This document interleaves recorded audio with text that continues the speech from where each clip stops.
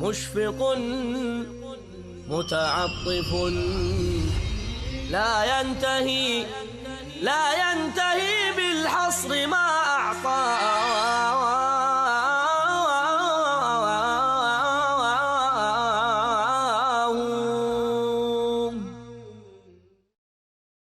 السلام علیکم ورحمۃ اللہ وبرکاتہ. ناظرین کرام، ہم اپنا موضوع سخن لے کر کے آپ کی خدمت میں حاضر ہوئے ہیں، اور موضوع ہمارا یہ چل رہا تھا رزق میں خیر و برکت کے اسباب، اور بات صلہ رحمی تک پہنچی تھی. صلہ رحمی اہم ترین اسباب میں سے ہے جس کے ذریعے اللہ تعالیٰ رزق میں خیر و برکت عطا کرتے ہیں.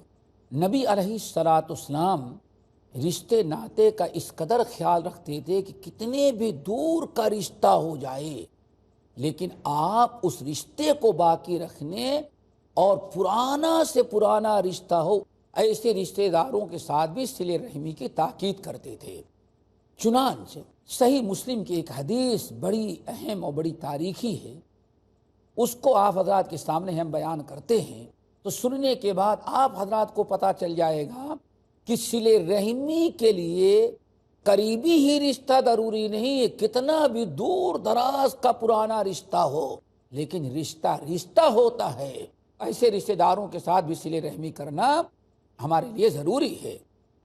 ابو ذر غفاری رضی اللہ تعالیٰ عنہ کہتے ہیں کہ رسول اللہ صلی اللہ علیہ وسلم نے ارشاد فرمایا کہ انکم ستفتتحون، اے لوگو ان قریب تم ایک ایسا ملک اور ایک ایسا شہر فتح کرو گے، تمہاری لڑائی ہوگی، اللہ تعالیٰ تم کو غلبہ عطا کرے گا، وہاں سے کفر و بت پرستی ختم ہوگی اور اسلام لے کر کے تم لوگ داخل ہو جاؤ گے. اس شہر میں جب داخل ہونا اور تمہارے قبضے میں ملک آ جائے تو فاستوصوا بأہلہا خیرا یا وأحسنوا الیہا، اس شہر کے باشندوں کے ساتھ خوب احسان کرنا اور بھلائی کرنا. وجہ کیا ہے؟ بہت سارے ممالک فتح کیے گئے تھے، نبی علیہ السلام کے زمانے میں بہت سارے شہروں پر مسلمانوں کا غلبہ ہو گیا تھا، لیکن نبی علیہ السلام ایک شہر کے متعلق پیشن گوئی کر رہے ہیں.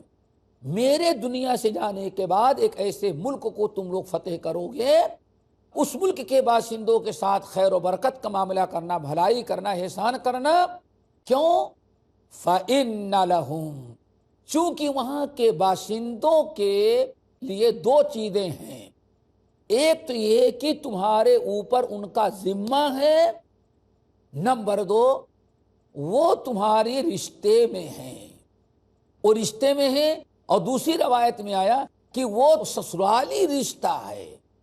اب وہ کون سا ملک ہے، کون سا شہر ہے، کتنی پرانی رشتہ داری ہے؟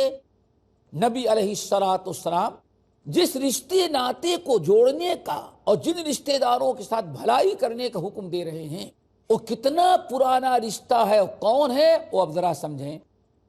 وہ ملک مصر ہے. نبی علیہ السلام ارشاد فرما رہے ہیں کہ جب ملک مصر تمہارے لیے فتح کر دیا جائے تو مصر کے باشندوں کے ساتھ بھلائی کرنا، ان کے ساتھ احسان کرنا. کون سی رشتہ داری تھی؟ کوئی نئی رشتہ داری نہیں تھی ناظرین. اور رشتہ داری کیا ہے، سسرال کیا ہے؟ اللہ کے نبی علیہ السلام نے ارشاد فرمایا چونکہ تمہاری ماں ہاجرہ مصر کی تھی، حضرت ہاجرہ جو تمہاری ماں ہے وہ مصر کی تھی، تو گویا کہ اہل مصر سے تمہارا رشتہ ہے، ان کے ساتھ بھلائی کرنا. حضرت ہاجرہ کے متعلق آپ حضرات جانتے ہیں کہ حضرت ابراہیم علیہ السلام کی بیوی اور حضرت اسماعیل علیہ السلام کی ماں ہیں، اور انہی اور ان کے بیٹے سے پورا عرب اتنا بڑا پھیل گیا. حضرت ابراہیم علیہ السلام کتنے پہلے گزر چکے ہیں. حضرت ہاجرہ ابراہیم علیہ السلام کی جو بیوی بنی ہزاروں سال گزر چکے ہیں.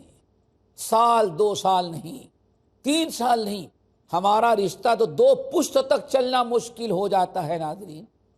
دادا ختم ہوئے، چچاؤں سے بھی رشتہ ختم، دادا کے بھائیوں سے تو رشتہ ہی نہیں ہمارا کچھ.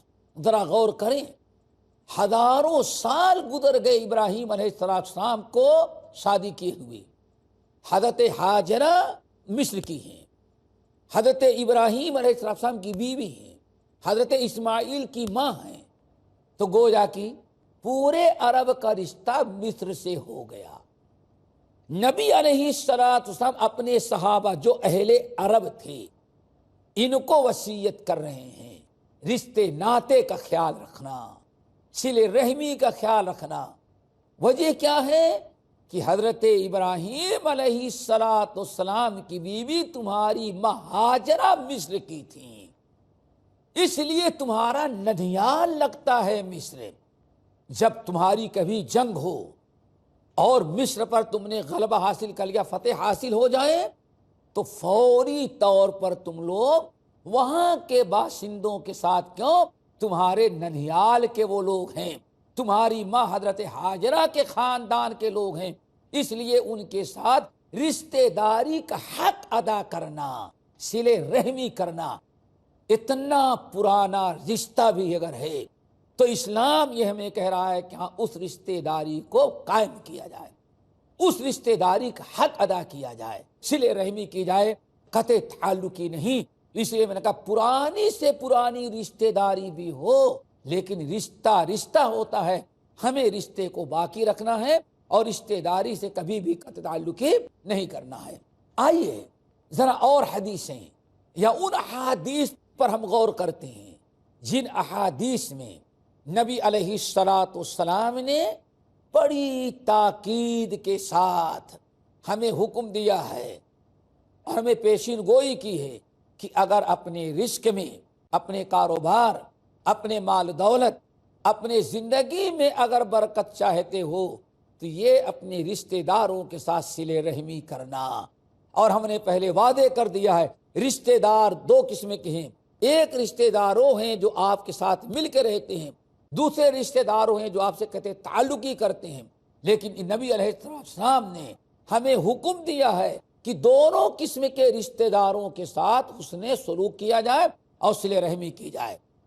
بڑی مشہور حدیث ہے مسند احمد بن حنبل وغیرہ کی، حضرت عقبہ ابن عامر رضی اللہ تعالی عنہ، عقبہ ابن عامر رضی اللہ تعالی عنہ حدیث کے راوی ہیں. کہتے ہیں ایک مرتبہ میں راستہ پکڑ کر کے جا رہا تھا، سامنے سے رسول اللہ صلی اللہ علیہ وسلم آتے ہوئے نظر آئے، تو میں نے اپنے دل میں سوچا کہ نبی علیہ السلام اسی طرف آ رہے ہیں اور میں ادھر سے اس طرف جا رہا ہوں. جب نبی علیہ السلام سے ملاقات ہوگی تو آج ہم سلام کرنے میں پہل کر جائیں گے. کیوں؟ اللہ رسول نے فرمایا کہ خیرکم من بدا بالسلام، تم لوگوں میں سب سے اچھا مسلمان وہ ہے جو سلام کرنے میں ابتدا کرے، سلام کرنے میں پہل کرے. اس لالچ میں نے سوچا، عقبہ ابن عامر نے سوچا کہ نبی علیہ السلام سے ہم سلام کرنے میں پہل کر جائیں گے. لیکن ہوا یہ کہ میں سوچ رہا تھا اور قریب ہو جائیں تب سلام کروں، اور قریب ہو جائیں تب سلام کروں. یہی سوچ کر کے میں اور قریب ہوتا گیا، اتنے میں نبی علیہ السلام نے سلام کرنے میں پہل کر دی، السلام علیکم. یہ فضیلت جو ہم لینا چاہتے تھے نبی علیہ السلام لے لیے. بہرحال حدیث بڑی طویل ہے. کہتے ہیں اس ملاقات میں جب ملاقات ہوئی تو میں نے کہا یا رسول اللہ اخبرنی بفواضل الاعمال، یا رسول اللہ اخبرنی بفواضل الاعمال، یا رسول اللہ آپ بتائیں کہ افضل الاعمال میں سب سے افضل عمل کیا ہیں؟ فواضل الاعمال، عام اعمال نہیں، یعنی افضل الاعمال جو ہیں ان افضل الاعمال میں سب سے بڑا اور سب سے بہتر عمل، نیکیوں میں سب سے بڑی نیکیاں کیا ہیں؟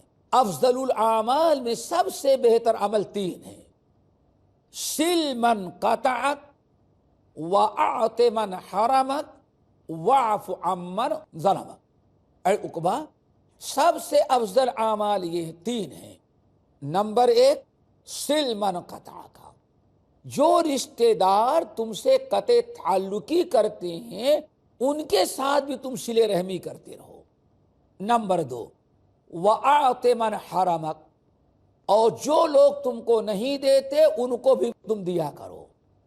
ممکن ہے کہ آپ نے کسی شخص سے کوئی چیز مانگی، اس نے دینے سے انکار کر دیا، کبھی وہ آپ سے مانگنے آیا تو آپ سوچیں فلاں موقع پر میں نے اس سے فلاں چیز مانگی تھی، اس نے ہم کو نہیں دیا تو میں بھی نہیں دوں گا۔ نبی علیہ السلام فرماتے ہیں نہیں، ایسا نہ کرنا۔ افضل الاعمال میں بھی سب سے افضل عمل یہ ہے کہ سل من قطعک وآت من حرمک، جو رشتہ دار تم سے قطع تعلقی کرتے ہیں ان کے ساتھ بھی صلہ رحمی کرو۔ وآت من حرمک، اور دوسرا عمل یہ ہے کہ جو لوگ تم کو نہیں دیتے ان کو بھی تم دیا کرو، ان کی برائی کا بدلہ برائی سے نہ دو، ان کی برائی کے بدلہ نیکی سے دو۔ نمبر 3، آپ نے ارشاد فرمایا واعف عمن ظلمک، جو تم پر ظلم کرتے ہیں ان کو معاف کر دو۔ یہ 3 اعمال افضل الاعمال میں بھی سب سے افضل ہیں۔ ناظرین، مختصر سے وقفے کا وقت ہے، انشاءاللہ وقفے کے بعد یہی حدیث اور یہی موضوع لے کے پھر ہم حاضر ہوں گے۔ السلام علیکم ورحمۃ اللہ وبرکاتہ۔ السلام علیکم ورحمۃ اللہ وبرکاتہ۔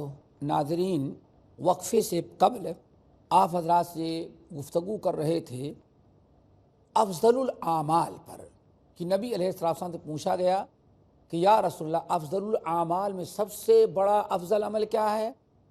تو آپ نے 3 عمل بتایا، سل من قطعک، واعف عمن ظلمک، وآت من حرمک، یعنی جو رشتہ دار تم کو توڑتے ہیں، قطع کرتے ہیں، بدسلوکی کرتے ان کے ساتھ بھی صلہ رحمی کرو، اور جو تم پر ظلم کرے اس کو معاف کر دو۔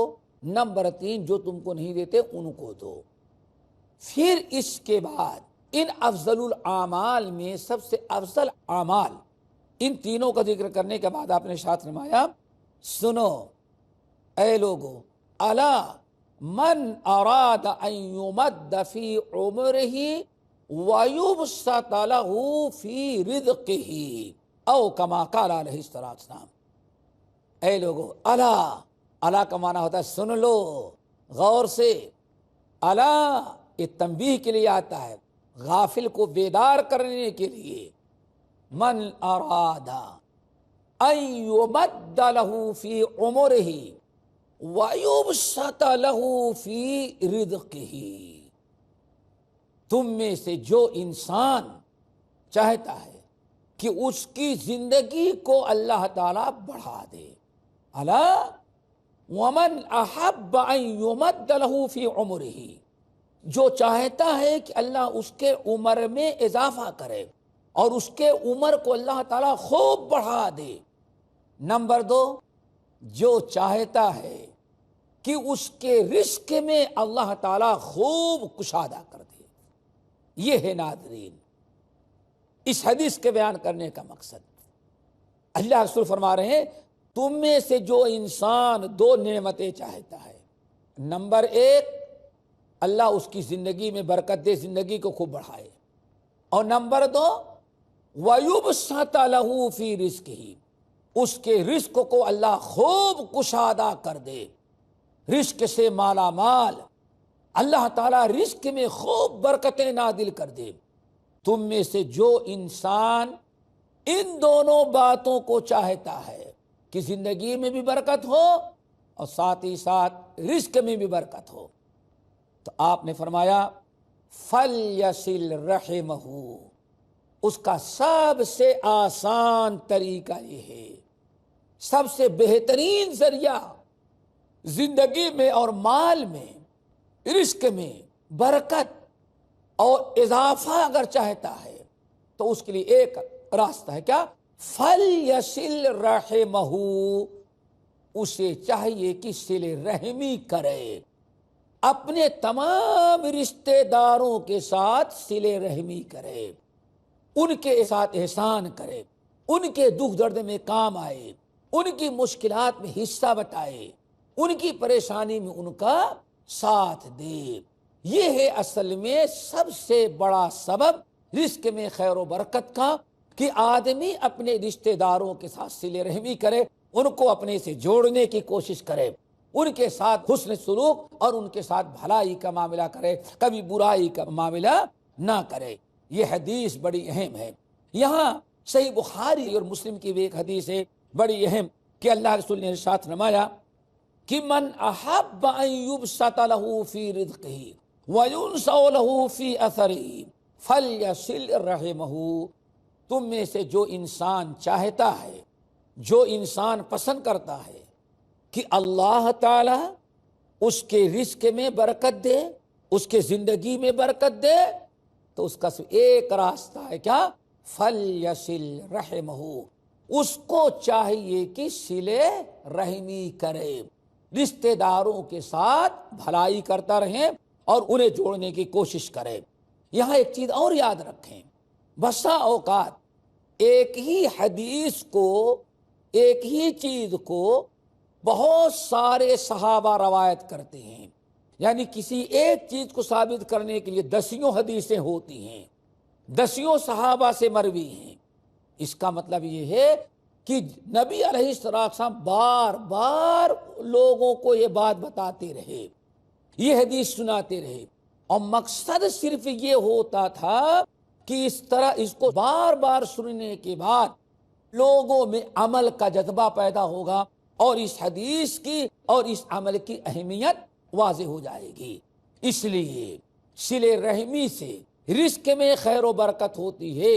اس کے متعلق ایک دو صحابی نہیں، بہت سارے صحابہ کرام سے حدیثیں مروی ہیں، جس سے اس مسئلے کی بڑی اہمیت ثابت ہوتی ہے کہ نبی علیہ السلام کے پاس جب بھی لوگ آتے اور برابر آپ لوگوں کو یہ تاکید کیا کرتے تھے، صلہ رحمی کرنا ایسا بہترین عمل ہے کہ اللہ رسول نے ایک مرتبہ نہ فرمایا، ایک جگہ پر نہیں، بلکہ زندگی میں بار بار لوگوں کو رغبت دلاتے رہے اور بار بار لوگوں کو تاکید کرتے رہے کہ لوگوں صلہ رحمی کرو، صلہ رحمی کرو، صلہ رحمی کرو، چونکہ صلہ رحمی سے روزی روٹی میں اور مال و دولت اسی طرح سے زندگی میں برکت ہوا کرتی ہے۔ تو کہنے کا مقصد یہ تھا، کسی مسئلے کو، کسی چیز کی فضیلت کو ثابت کرنے کے لیے، کوئی مسئلہ ثابت کرنے کے لیے اگر بہت ساری حدیثیں بہت سارے صحابہ سے مروی ہیں تو اس سے اس حدیث کی بڑی اہمیت بڑھ جاتی ہے، اس موضوع کی، اس مسئلے کا مقام و مرتبہ بڑا اونچا ہو جاتا ہے۔ صلہ رحمی سے مال اور اولاد میں برکت ہوتی ہے۔ ابھی آپ کئی حلقوں سے سنتے چلے آ رہے ہیں اور بہت ساری حدیثیں ہم نے آپ کے سامنے رکھ دیا ہے، بلکہ اس موضوع کی یعنی رزق میں خیر و برکت صلہ رحمی سے ہوتی ہے۔ ان احادیث اور ان قرآنی آیات کے علاوہ ایک چیز اور آپ کو بتاتے ہیں جس سے اور مزید اس کی اہمیت بڑھ جاتی ہے، وہ یہ ہے کہ امام بزار اور امام حاکم رحمت اللہ علیہ، یہ دو امام حاکم اور امام بزار رحمت اللہ علیہ نقل کرتے ہیں حضرت عبداللہ ابن عباس رضی اللہ تعالی عنہما سے۔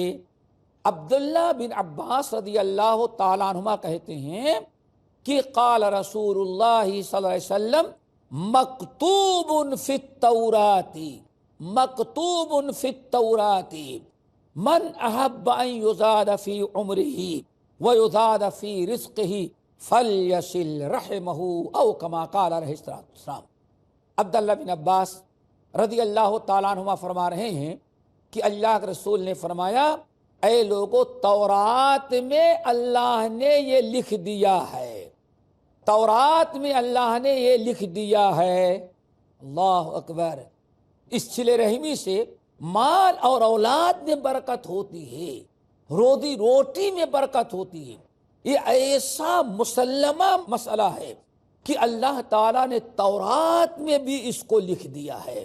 تورات اللہ تعالیٰ کی کتاب، بڑی آسمانی کتابوں میں سے ایک کتاب تورات ہے۔ تورات، انجیل، زبور، قرآن پاک، یہ چار بڑی آسمانی کتابیں ہیں۔ ان چار بڑی آسمانی کتابوں میں جو تورات ہے، نبی علیہ السلام نے فرمایا، اے لوگو مکتوب فی التورات، اللہ تعالیٰ نے تورات میں اس بات کو لکھ دیا ہے، تورات میں یہ بات لکھی جا چکی ہے، اللہ نے لکھ دیا ہے کیا؟ من احب ان یزاد فی عمرہ ویزاد فی رزقہ، تورات میں اللہ نے یہ لکھ دیا ہے کہ جو میرا بندہ یہ چاہتا ہے کہ اللہ تعالیٰ اس کے مال میں، اولاد میں، اس کی زندگی میں برکت دے، تو اسے چاہیے فَلْيَصِلْ رَحِمَهُ، اسے چاہیے کہ صلہ رحمی کرے۔ حضرت عبداللہ ابن عباس رضی اللہ تعالیٰ عنہما کی اس روایت پر ناظرین غور کیجئے، اور اس موضوع کی اہمیت کہ تورات میں بھی اللہ نے وہی فیصلہ نازل کیا تھا جو قرآن و حدیث سے ہم آپ کو سنا رہے ہیں کہ مال اور اولاد میں صلہ رحمی سے رزق میں برکت ہوتی ہے، صلہ رحمی سے رزق میں برکت ہوتی ہے۔ یہ ایسا بہترین عمل ہے، ایسا مسلمہ اللہ کا قانون اور فیصلہ ہے کہ تورات کو جب اللہ نے نازل کیا تو اس میں یہ آیت بھی موجود تھی کہ جو مال اور اولاد میں چاہتا ہے کہ برکت ہو، جو یہ چاہتا ہے اسے صلہ رحمی کرنی پڑے گی۔ یہاں سے ایک چیز اور یاد رکھیں، نبی علیہ السلام کو پتہ کیسے چلا کہ تورات میں یہ بات ہے؟ کیسے پتہ چلا؟ اس سے اور اہمیت اس بات کی ہو جائے گی۔ نبی علیہ السلام کو تورات پڑھنی نہیں آتی رہی، لیکن تورات کے حوالے سے آپ بتا، تورات میں بات اللہ نے لکھ دی ہے، اس کی وجہ کیا ہے؟ کیسے آپ کو پتا چلا؟ ایک تو ایک اللہ رب العالمین نے آپ کو بتا دیا کہ اے محمد صلی اللہ علیہ وسلم، مال اور اولاد میں اگر کوئی برکت چاہتا ہے، رزق میں کوئی برکت چاہتا ہے، تو اس کو صلہ رحمی کرنی پڑے گی۔ وہ صلہ رحمی کرے گا تو ہم اس کے مال اور اولاد اور رزق میں برکت دیں گے، یہ اللہ نے بتا دیا۔ تو ناظرین، یہ غور طلب بات ہے کہ رزق میں برکت صلہ رحمی سے ہوتی ہے۔ یہ کتنا اونچا عمل ہے کہ اللہ تعالیٰ نے تورات میں بھی اس کو نازل کیا۔ ناظرین، وقت اختتام کو پہنچا، انشاءاللہ اگلی نشستوں میں ہم پھر اپنا یہ موضوع لے کر کے حاضر ہوں گے اور آپ کے سامنے مزید باتیں پیش کرنے کی کوشش کریں گے۔ اقول قولی ھذا واستغفر اللہ من کل ذنب واتوب الیہ وآخر دعوانا ان الحمد للہ رب العالمین۔ السلام علیکم ورحمۃ اللہ وبرکاتہ۔